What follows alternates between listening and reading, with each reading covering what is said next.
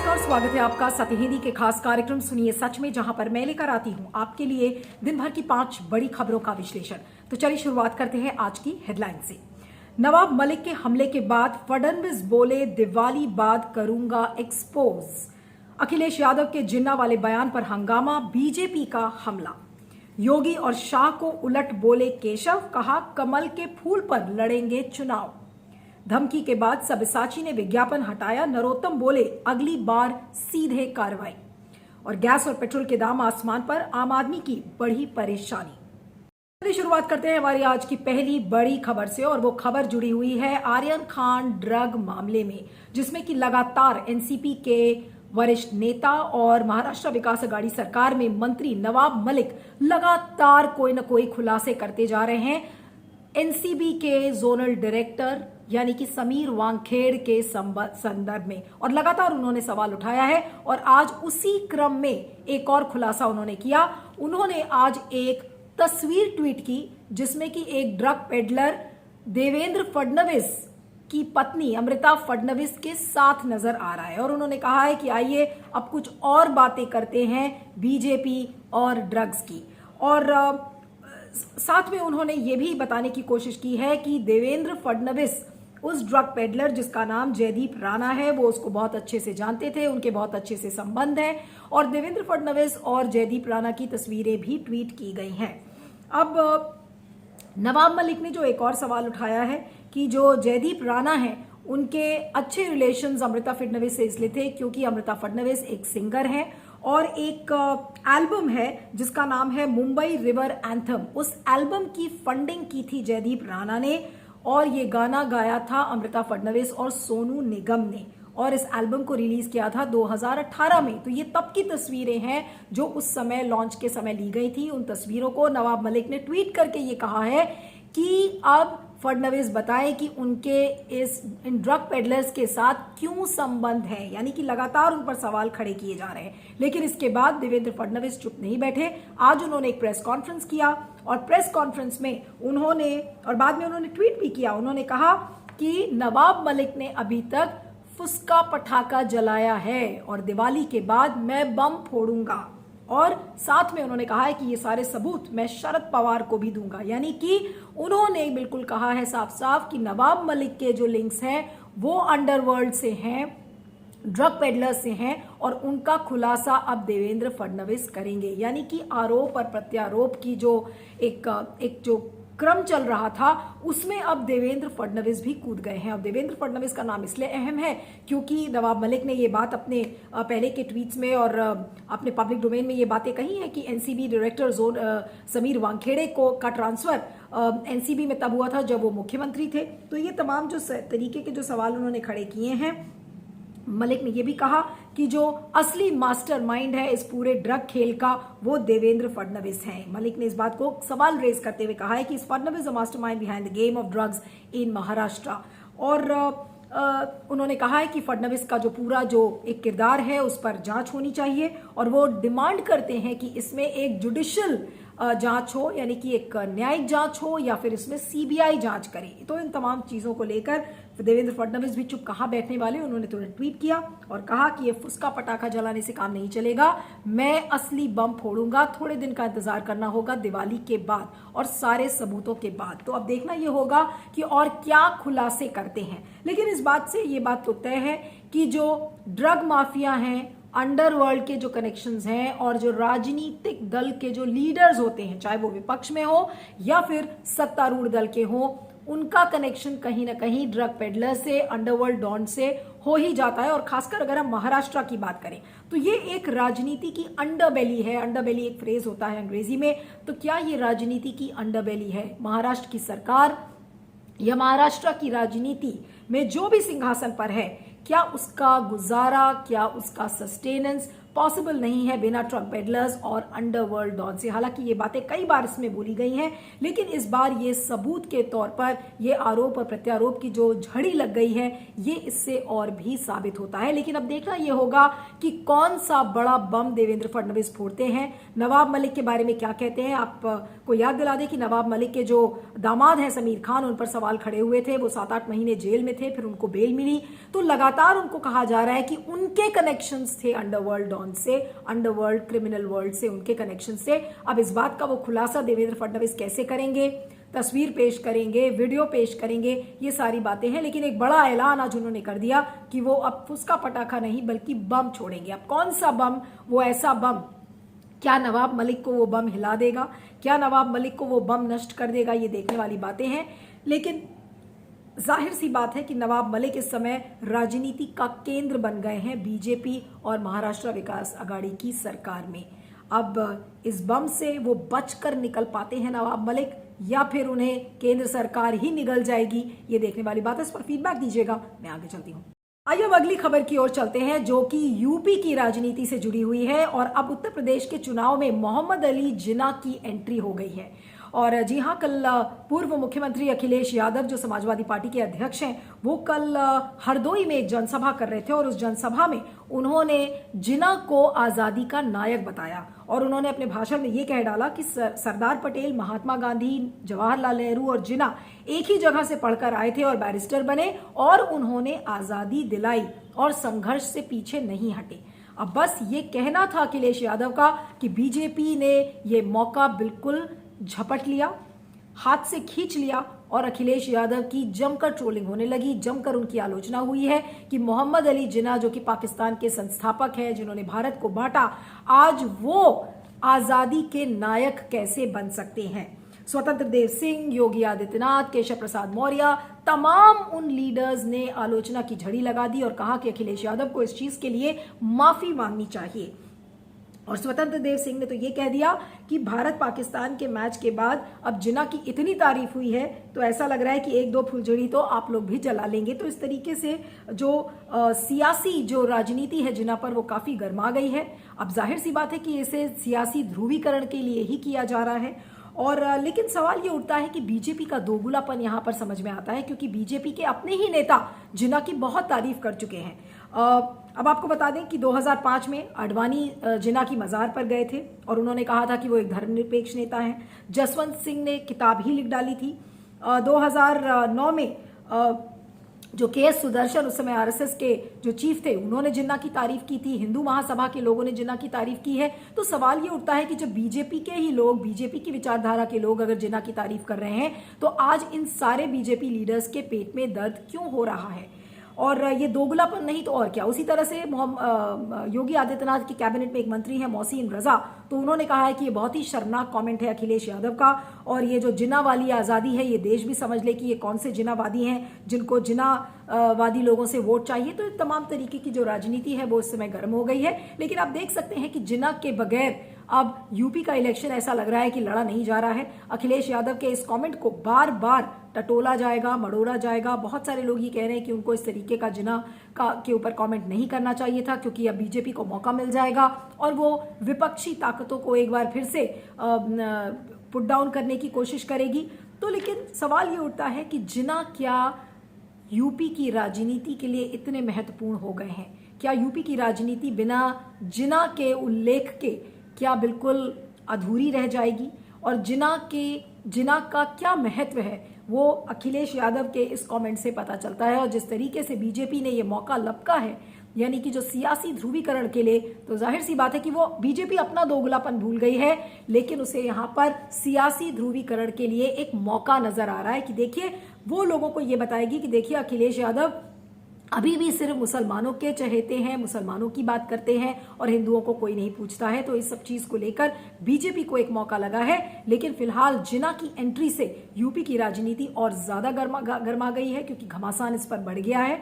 और आने वाले कई दिनों में जब तक ये कैंपेन चलेगा, इस बात का बार बार उल्लेख किया जाएगा कि किस तरीके से अखिलेश यादव ने जिना की बातें कही, जैसे कि मुलायम सिंह यादव के लिए मौलाना मुलायम कहा जाता था, तो क्या ये वो मौलाना मुलायम मोमेंट ये अखिलेश यादव का है जहां पर उन्होंने जिना की बात की है? इस पर फीडबैक दीजिएगा, मैं आगे चलती हूँ। अगली खबर भी हमारी यूपी के राजनीति से ही जुड़ी हुई है, लेकिन अब मैं बात करूंगी उप मुख्यमंत्री केशव प्रसाद मौर्य की। यूपी में खासकर अगर हम बीजेपी की बात करें तो विद इन बीजेपी के अंदर बहुत कुछ खेल चल रहा है। लोग ये कह रहे हैं कि क्या 2022 के चुनाव में मुख्यमंत्री का चेहरा योगी आदित्यनाथ बनेंगे या नहीं बनेंगे, इस चीज को लेकर पार्टी के अंदर बहुत हलचल है। और केशव प्रसाद मौर्य जो कि उप मुख्यमंत्री हैं, वो एक ऐसे लीडर हैं जो कि एक नहीं कई बार इस चीज को कह चुके हैं कि उन्हें योगी का चेहरा गवारा नहीं है। और एक बार फिर से केशव प्रसाद मौर्य ने कहा है कि बीजेपी कमल के फूल के नेतृत्व पर चुनाव लड़ेगी। अब आपको याद दिला दें कि हाल में अभी अमित शाह ने क्या कहा था। उन्होंने कहा था कि 2024 में मोदी जी एक बार फिर से प्रधानमंत्री बनेंगे और इसके लिए योगी जी को मुख्यमंत्री बनना 2022 में जरूरी है। तो जाहिर सी बात है कि केशव प्रसाद मौर्य अगर इस चीज को कह रहे हैं कि वो कमल के नेतृत्व में चुनाव लड़ेंगे, यानी कि योगी का नेतृत्व उन्हें गवारा नहीं है। और अभी चुनाव का कैंपेन शुरू नहीं हुआ, लेकिन कुर्सी की खींचतान शुरू हो गई है। और पिछले बार भी अगर आपको याद हो तो 2017 में केशव प्रसाद मौर्य की एक प्लेन के अंदर तबीयत खराब हो गई थी, जब उन्हें पता चला कि उनके नाम पर मुहर नहीं लगी है, उनको सीएम नहीं बनाया गया है। उन्होंने बहुत मेहनत की थी ओबीसीज को रीच आउट करने में, दलितों को रीच आउट करने में, और उन्हीं का नाम सबसे एक प्रबल दावेदार में माना जा रहा था। तो इस बार उन्होंने ऑन द फेस बीजेपी को उन्होंने ये बता दिया है कि वो योगी आदित्यनाथ के चेहरे पर अब मुहर नहीं लगाएंगे। लेकिन बहुत लोग ये कह रहे हैं कि क्या ये गेम प्लान अमित शाह का है, और धीरे धीरे लोगों को समझ में आ रहा है कि ये अमित शाह कोई खेल खेल रहे हैं। और अमित शाह का ये खेल है कि योगी के नेतृत्व में यूपी का चुनाव न लड़ा जाए। तो जाहिर सी बात है कि केशव प्रसाद मौर्य ने योगी के नेतृत्व को नकारा है। कुर्सी के लिए ऑलरेडी खींचतान शुरू हो चुकी है। अभी चुनाव बहुत दूर है, 4-5 महीने बहुत लंबा समय होता है राजनीति में। लेकिन एक बात जो बिल्कुल क्लियर हो गई है इससे कि बीजेपी के अंदर योगी के नेतृत्व को लेकर एक मत बिल्कुल भी नहीं है। और बहुत सारे लोगों ने सोशल मीडिया पे ये भी लिखा है कि केशव प्रसाद मौर्य कुछ भी बोले, लेकिन सारे काम का क्रेडिट तो योगी आदित्यनाथ ही ले जाएंगे। और केशव प्रसाद मौर्य हमेशा बस ओबीसी और दलित की बात करेंगे। तो अब देखना ये होगा कि बीजेपी के अंदर जो इस समय हलचल है यूपी के मुख्यमंत्री चेहरे को लेकर, तो क्या उसमें योगी सफल रूप से निकल पाते हैं? क्या योगी को मुख्यमंत्री बनाया जाएगा? और अगर नहीं बनाया जाएगा तो कौन सा चेहरा होगा? क्या इसका ऐलान पब्लिकली बीजेपी चुनाव के पहले कर पाएगी? क्या बीजेपी में इतना दमखम है कि वो योगी आदित्यनाथ को रफल करके, उनको नाराज करके वो आगे बढ़े? ये बहुत सारी बड़ी चुनौतियां इस समय बीजेपी में यूपी में बीजेपी के लिए है। और जैसा मैंने पहले भी कहा कि बीजेपी के लिए बहुत अहम होगा 2022 का चुनाव लड़ना, जीतना। तो अगर जीतती है बीजेपी तो ऐसे में कौन होगा मुख्यमंत्री का चेहरा? यानी कि योगी का पत्ता साफ भी हो सकता है। लेकिन वो सारी कुछ बातें उस पर निर्भर करती हैं, क्योंकि बहुत सारे लोग और सूत्र ये बता रहे हैं कि बीजेपी के जो इंटरनल सर्वेज हैं उसमें ये कहा जा रहा है कि बीजेपी का बहुत अच्छा प्रदर्शन यूपी के चुनाव में नहीं होगा। तो अगर ऐसा नहीं होगा और जिस तरीके से समीकरण बदल रहे हैं कि लोग पार्टी छोड़ छोड़कर अखिलेश यादव की पार्टी में जा रहे हैं, तो क्या वाकई में केशव प्रसाद मौर्य के जो ये सपने हैं वो साकार हो पाएंगे या नहीं हो पाएंगे? इस पर फीडबैक दीजिएगा, मैं आगे चलती हूँ। अब बात करते हैं मध्य प्रदेश के गृह मंत्री नरोत्तम मिश्रा की, जो कि ऐसा लग रहा है कि अपनी राजनीतिक जमीन तलाश रहे हैं। और जमीन तलाशने का उनका जरिया क्या है? जो बड़ी बड़ी फैशन ब्रांड्स हैं उनको उनकी आलोचना करो और उन्हें यह बताओ कि वो हिंदू भावनाओं को अगर कोई भी ब्रांड ठेस पहुंचाएगी तो सबसे बड़े पैरोकार इस समय ऐसा लग रहा है कि नरोत्तम मिश्रा ही है। नरोत्तम मिश्रा का आपने रोल देखा था अभी जब हाल में प्रभात झा पर अटैक हुआ, उनके ऊपर स्याही फेंकी गई, उनके क्रू को बजरंग दल ने जब मारा पीटा था तो उन्होंने बिल्कुल भी ग्लानि व्यक्त नहीं की। उसके बाद डाबर ने जब ये दिखाया था कि एक लेस्बियन कपल है जो कि करवा चौथ मना रहा है, तो उस केस में भी उन्होंने अल्टीमेटम दे दिया था और कहा कि वो कड़ी से कड़ी कार्रवाई करेंगे अगर डाबर ने अपना ऐड वापस नहीं लिया। डाबर ने मजबूरन अपना ऐड वापस लिया। और अब सब्यसाची जो कि इतना बड़ा एक फैशन ब्रांड है, उसने एक mangalsutra series of campaigns launch किया था और उसमें ये दिखाया था कि उसमें एक लेडी है जो कि बहुत इंटीमेट तरीके से और हाफ नेकेड उसने कपड़े पहन रखे हैं और उसके ऊपर वो मंगलसूत्र उसने पहना हुआ है। तो जो मंगलसूत्र कलेक्शन का जो प्रदर्शन है वो इस तरीके से उस एड में किया गया है, जिसमें कि तमाम नेता ये बोलने लगे कि इसमें हिंदू भावनाओं को ठेस पहुंचती है। मंगलसूत्र एक बहुत पावन धागा है जो कि महिलाओं के गले में होता है और सब्यसाची ऐसे कैसे दिखा सकता है। तो नरोत्तम मिश्रा ने फिर से धमकी दी और 24 घंटे का अल्टीमेटम दे दिया कि अगर इसे सब्यसाची ने नहीं हटाया तो फिर हम इसके खिलाफ कार्रवाई करेंगे। तो इसके पहले की कोई कार्रवाई होती, सब्यसाची ने अपना विज्ञापन वापस ले लिया।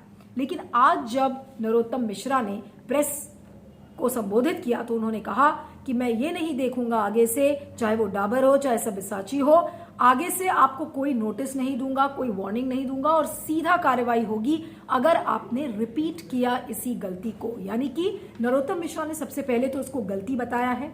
गलती के बाद उन्होंने एक बड़ी धमकी दी है इन ब्रांड्स को कि अगर आपने हमारी बात नहीं मानी तो फिर हम आपके खिलाफ कड़ी से कड़ी कार्रवाई करेंगे। यानी कि ऑर्डर दे रहे हैं, लोगों को कुचलने की बात कर रहे हैं, ब्रांड्स को कुचलने की बात कर रहे हैं नरोत्तम मिश्रा, और उनके खिलाफ कोई कुछ नहीं बोल रहा है। क्यों?